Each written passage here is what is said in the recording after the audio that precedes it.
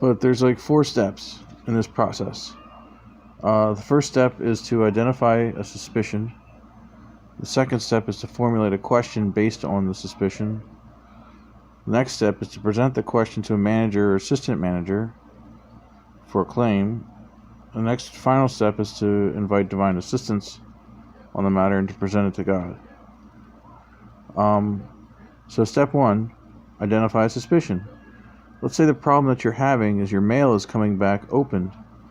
Letters and packages are coming back open. So your suspicion is that the post office is opening your mail. They are tampering with your mail. So the next step is to formulate a question based on the suspicion. Is the post office responsible for opening my mail? Are they tampering with, is post office tampering with my mail? The next step is to present the question to the manager or the assistant manager. This is called the authorization phase. Remember, they have a right not to answer. So you can ask the question 3 times as a charm, but you don't want to ask too many times. You don't want to entrap the person. Remember, they can refuse to tell the truth, and that's their right.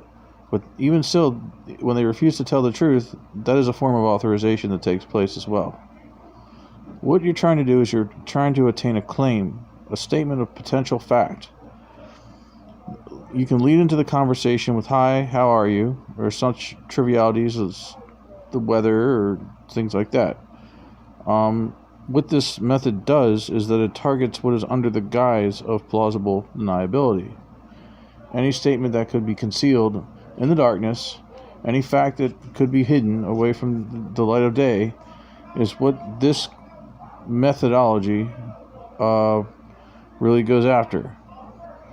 The next and final step is to invite divine assistance to show up in your life for the issue. Pray the energetic quality of this manifestation out of existence. So that's basically the process. That's how it works. Yeah. Yep.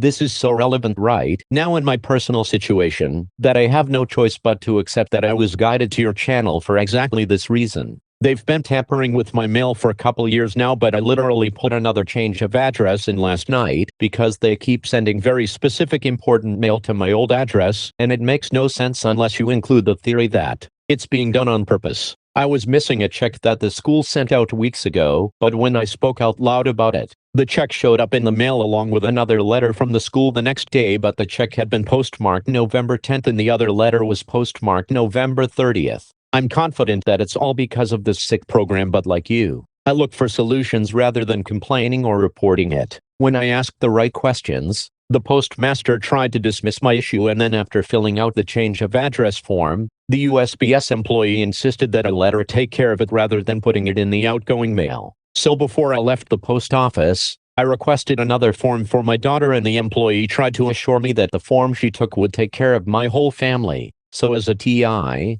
I'm sure you can see what they were trying to do. So I took another form home anyway and mailed it in like you're supposed to do. I guess we'll see if it helps.